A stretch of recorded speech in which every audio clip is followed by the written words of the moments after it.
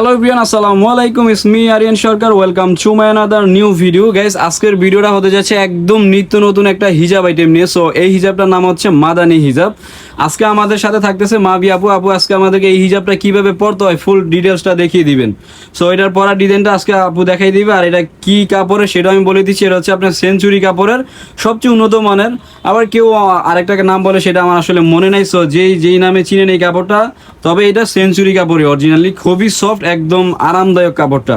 আর এটা দেখেন, এই যে এদিক দিয়ে আপনার, এই যে দেখি এদিক দিয়ে একটু ফাড়া থাকবে। হ্যাঁ, এটা হচ্ছে একদম নিউ অ্যারাইভাল। সো এরকম এই জায়গাটা কুচি থাকবে, সুন্দর করে একটা কুচি থাকবে, দুই সাইডে দুইটা কুচি থাকবে।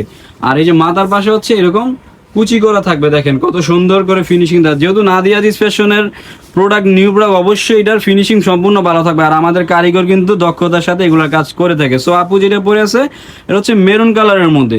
আচ্ছা, এটার পরা ডিটেলসটা একটু দেখান তো আপু, কিভাবে পড়তে হয়।